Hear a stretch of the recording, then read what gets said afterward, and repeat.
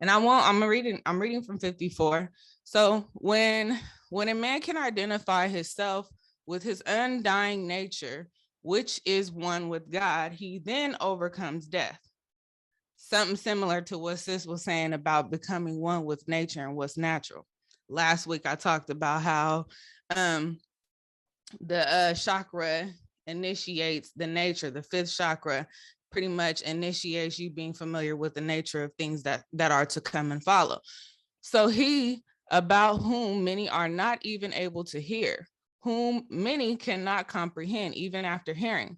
Wonderful is the teacher, wonderful is he who can receive when taught by an able teacher. Throughout the Vedic scriptures, it is declared that no one can impart spiritual knowledge unless he has realization. Realization of what? What is meant by realization? It means knowledge based on direct perception. In India, often the best teachers have no learning, but the character is so shining that everyone learns merely by coming in contact with them. That's that light that's shining, right? In one of the scriptures we read, under a banyan tree sat a youthful teacher, and besides him an aged disciple. The mind of the disciple was full of doubts and questions, but although the teacher continued silent, gradually every doubt vanished from the disciple's mind. This signifies the conveying of spiritual teaching does not depend upon words only. It is the life, the illumination which counts. Such God enlightened men, however, cannot be easily found. But even with such a teacher, the knowledge of the self cannot be gained unless the heart of the disciple is open and ready for the truth. Remember, we heard about the real esoteric, excuse me, not real, but the esoteric meaning of Pharaoh, which is the hardened heart, right? So hence Yama says both teacher and taught must be wonderful. So I had to learn this today, so I'm gonna explain it to y'all. Yama is what is represented by Buddhist and Hindu. It's the representation of death. That's what Yama represents. It's you know how they have their spiritual gods. Yama is the god over death. All right. So I'm gonna read this last sentence again because this is what it's about. Because Sis talked about knowing ourselves and getting deeper, and she also said some things that's gonna register with you when I bring out this next reading. So it says, the knowledge of the self cannot be gained unless the heart of the disciple is open. So y'all already know where I'm going with this. I'm sure y'all can predict, but the heart. And when I read this is exactly where I went with it. So I'm finna share with y'all something else. Is it sharing the screen? Hold on. Yeah. Can you see this? The heart chakra? Yeah. Yeah, okay, that's what I want. So when I read that, my spirit immediately went to opening the heart. Okay, heart chakra. So the heart chakra. So the heart chakra, or anahata chakra, is located in the center of the spine at the heart level. Anahata roughly translate to unhurt. Accordingly, the chakra acts as the individual center of compassion, empathy, love, and forgiveness. Now, last lesson I taught, he was talking about having more love, right? And though I was busy and engaged, my spirit was present. And I felt that.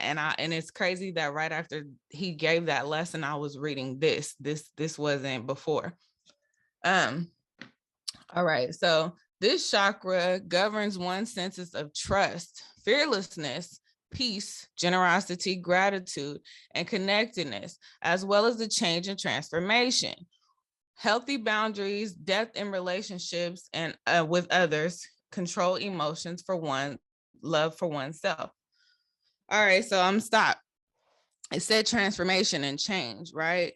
And we read about how we need to know ourselves, but how do we get to know ourselves, right?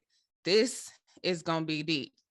So I'm gonna read to you guys about the aura, right? Because I think having to know the auras of each chakra is super important because it's the governing force outside of the chakra. The aura of the heart chakra is called the astral body. So the astral body is where we hold all our past experiences. This is why having that heart open, your heart chakra, aka the astral body, is important because we're on a journey to knowing ourselves. Why? Because we are the gods, right? They always tell us that God is in a they give us a physical example of what God is when we limit him, right?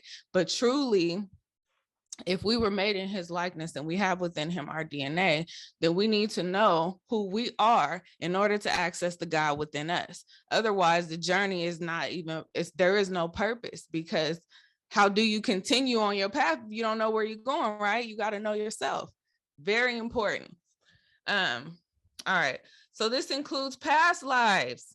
I remember telling and asking myself, how in the world am I going to remember my past life? I really couldn't wait to figure out what I needed to do to find that, because I feel like, just imagine knowing exactly what race you are, exactly what you look like, and exactly what knowledge you had back then.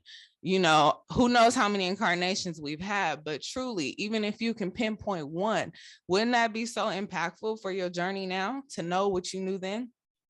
Well, we got to unlock some chakras. So this includes past life, which can appear in our energy field like an undigested residue of experience, an unlearned lesson.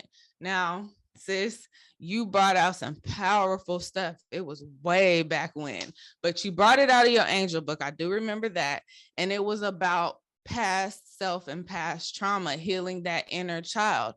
And we know there's so many scriptures we could bring out that you hear. They say, they tell us being told to be child way easier than we do. Children impact lives easier than we do. They're more friendly, they're more open, because they're not familiar with the experiences of their past life that hurt them, which usually happens over time because they become an adult and some things happen and they become aware. This is important because we got to heal from that. But in order to heal from that, we got to be honest with ourselves about what needs to be healed, right? So this level is all about relationships, because all experience happens in a relationship, person to person, object to place, situation, etc. The emotional body is how we feel towards ourselves. Your astral body is how you feel in a relationship. So the emotional body, that is the governing force over the solar plexus. No, not the solar plexus. Yes, the solar plexus. Sorry.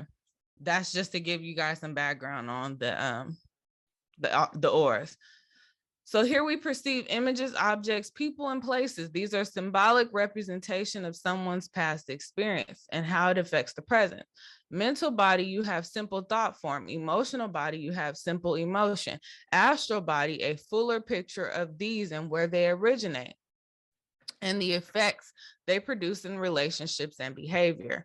Our experience of the past is held in our energy field. So this is how we access it. We gotta tap into that energy field. That's this energy field. It is a creative web of beliefs, expectations, and these can be positive. So if you experience that which you were supported by your environment, loved and accepted for whatever you did, you would have confidence to step into life expecting the best and creating that through your belief and expectation. However, if you had repeated negative experiences, those will tend to be fixated and recreate the present. This is how this is how some people who do quote unquote psychic work, this is how they're able to do it, because they go based off of your present to predict what's either behind you or what's coming. This is how they do it, because they know how to tap into that. So if you look at your life now, what happened? Y'all still there? Because my screen went blank. Yeah, we can see it still. Okay. Well, y'all, it disappeared. So this is how those who claim to be psychics are able to access these things. And I say claim to be because some people are really gifted with that, and some are just not. Okay, so these are areas of our life which flow, which feel graceful, effortless, and we are easily fulfilled and satisfied. So when you think of that, you will know through your past lives, like, for just to give you an example, something that may flow gracefully and easily for me is I'm very social. I'm not a shy person.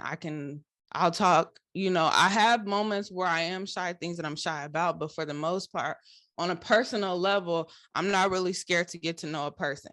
So that can kind of tell me that in my past life, maybe I was already supported in that. Maybe I come from something in my past that was supporting to me, and that's how I'm able to do that now. There are other aspects which don't flow, which we are not fulfilled, which we may feel blocked or stuck. So for, say, someone who may not have the emotions to be physically loving or physical affection, that's the word I'm looking for. That could be because of something where in their past life they weren't emotionally or physically supported. So this is how you can go back and see some of the things in your past life which you need to heal from. The block will take the form of an image, a whole conglomerate of experience which is contained in the image, a mixture of memory, beliefs, thoughts, and emotions. On this level in energy healing, we work with releasing the old images so that we can live fully in the present and free from old baggage. Healing techniques that are often used: inner child, relationship cord, and past life healing. Astral mucus builds up when we have had an emotional exchange with another person and we wrap emotions we don't want to feel in an energetic packet.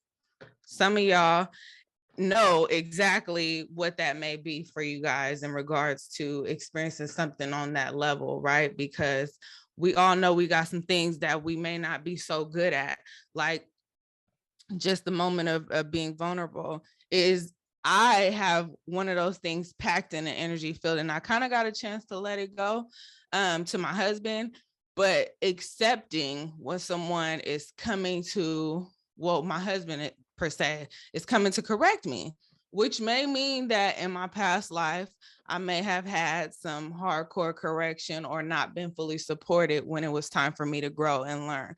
For example, I'm working on speaking to my children with better and more love, just so they won't have that baggage to unpack later on in life. And it could be something just super simple, like sitting down, or my son, one of my sons, he's a crier. He cries on cue. If you tell him something, he just starts crying. And he's 10. So it's like, come on, you can't be serious. But I'm learning how to support him in that and still correct him about how he can grow, versus being so hard on him, like, man, I'm so tired of you crying, you big crybaby, you 10 years old, how long you gonna do this? That's the difference, right? Because I already understand that it starts here. All right, I'm gonna move on real quick. I have to stop sharing my screen because I'm going to a book and the book is in a different place.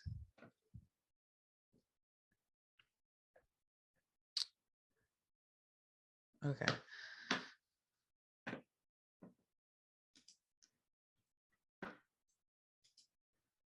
All right. So I'm reading from the same book, but I'm going to read from page 57. So the wise, who by means of the highest meditation on the self knows the ancient one. So we got to have that ability to tap in. Sis talked about it in her lesson, and we talk about it often. Difficult to perceive, seated in the innermost recess, hidden in the cave of the heart, dwelling in the depth of inner being. He who knows that one as God is liberated from fetters of joy and sorrow. A mortal, having heard fully grasp this, having realized through discrimination of the subtle self, rejoices because he has obtained that which is the source of all joy. I think the abode of the truth. The scriptures give 3 stages in all spiritual attainment. The aspirant must first hear about the truth from an enlightened teacher. Next, he must reflect upon what which he has heard. Then by constant practice of discrimination and meditation, he realizes it. And with realization comes the fulfillment of every desire, because it unites him with the source of all. Realization of self, that is. Having beheld this, a man learns that all sense pleasures are but fragmentary reflections of the supreme joy, which can be found in the true self alone. Yama assures naturites, I ain't even gonna try that one, that there is no doubt of realizing the truth because he has shown the highest discrimination as well as the fixity of purpose. So here we are again back at the heart, which is talking about the inner self. This is how you're going to heal your inner self so that you can know your inner self. But first, you got to be real with yourself. So the actual element of the heart chakra, hold on, let me stop screen sharing.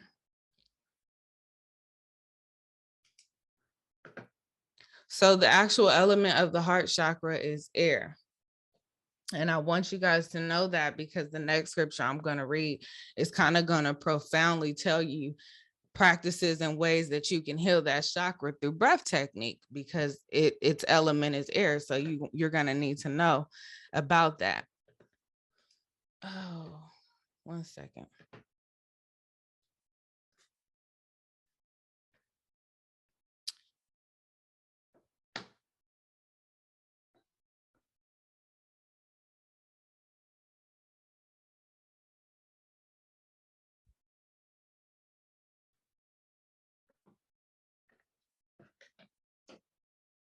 So 1 second. Here we go.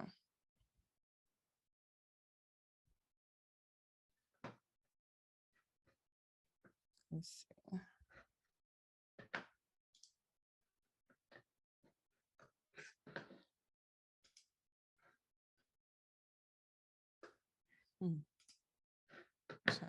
Trying to share my screen again. I don't know what.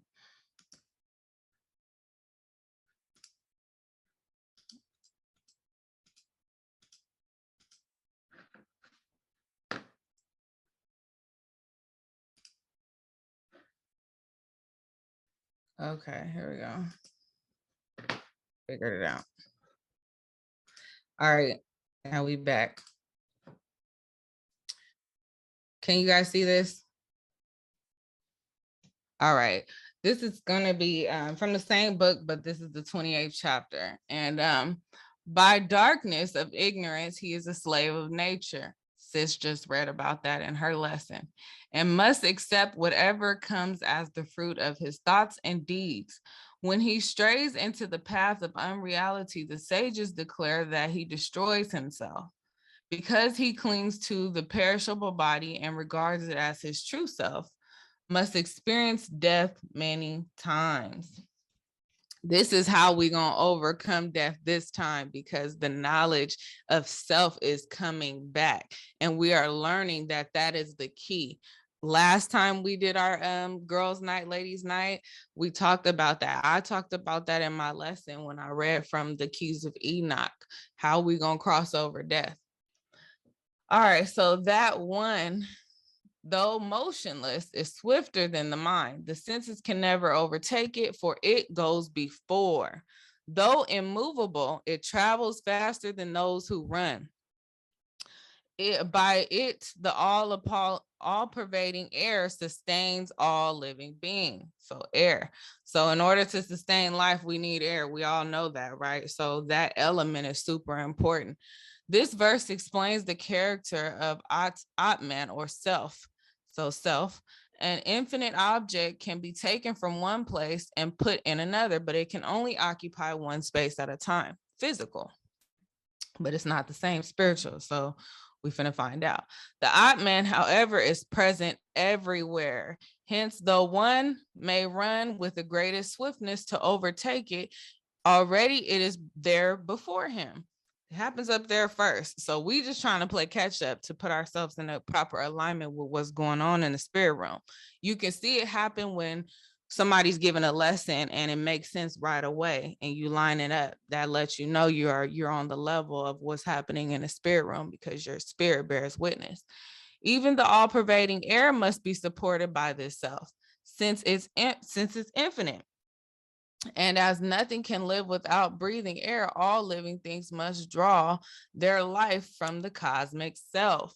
Again, this has to do with the heart chakra. Being that the element is air, is telling us that to be in tune with our natural self, we have to have our heart open as well as be in tune with the living, breathing air, because we have to draw life into the cosmic self, which will have us on the same planetary region as the ascended masters, aka just being in alignment, right? So it moves not, it is far, but is also near, it is within, it is also without all of this. So pretty much other ways of explaining the infinite, which is what we're learning to tap into right now. So I'm now gonna take y'all to the metaphysical, because I want to define some things real quick just so we can be on the same page. All right. Excuse me, this is the metaphysical. And what I'm gonna read is the definition of God.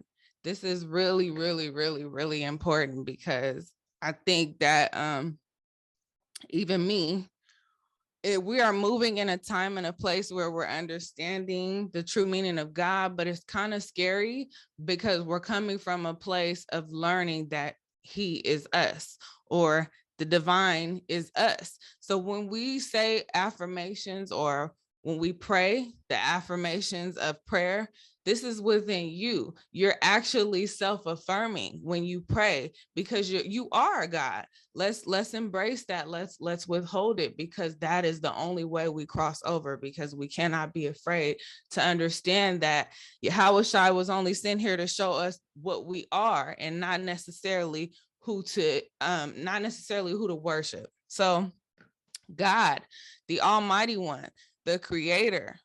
When I pray and I said our prayer tonight, I was speaking to self as well. This was an initiation for the other spirits to come and dwell and come into me, so that I can speak from the God in me, right? So the ruler of the universe, the infinite, the eternal. God is not a person, but principle. He is the underlining, unchangeable truth, with whom can no variation, neither shadow that is cast by turning. God as principle is absolute good expressed in all of creation, as great goodness, omnipresent, omnipresent, and omnipotent. So this is just some examples of some scriptures. God is personal to us when we recognize him within us. Let me say that again. God is personal to us when we recognize him within us.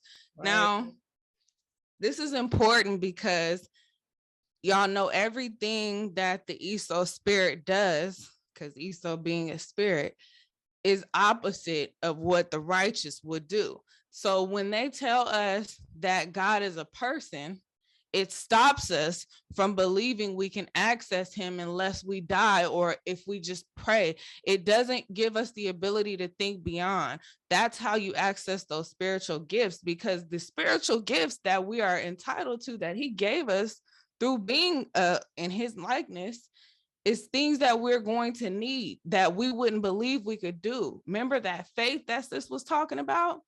That's what that is. You have to be able to believe you can do it. This is what Yahweh came to do. This is what Moses came to do, to teach us to believe within the God in us. That was a little too deep for most of Israel. They believed what the Esau spirit brought to them, which was that God is just a person. So it limits you right off the bat. So this is telling us a little more about it. So him within us as our indwelling life, intelligence, love, and power. There is a difference between a personal God and a God personal to us. Since the word personal sometimes leads to misunderstanding, it will probably be better to speak of God individualized in man rather than God of God personal to man. When we identify ourselves with him as our indwelling Father, he seems to be to us personal. However, it is not in a personal sense, but in the universal identification of ourselves with him that we come into the God consciousness. The personal is limited. The universal or God consciousness is unlimited. This is where we headed, y'all. And I was watching what's that brother man. He has a lesson that I didn't get to finish, but somebody else can go tap in. And what the lesson is called John, Yahushai, and Elijah. And in his lesson, he read something from out of a book where it said the reasons why man does not pass over through the death, basically through the valley of death, because they don't believe in the God within themselves. That's the reason. That's why when we become Hebrew Israelites or when we become Christian and we put labels on the creative spirit within us, it stops us from ever believing we can achieve. That stops your faith, really. Hold on, I got one more metaphysical definition that I want to read.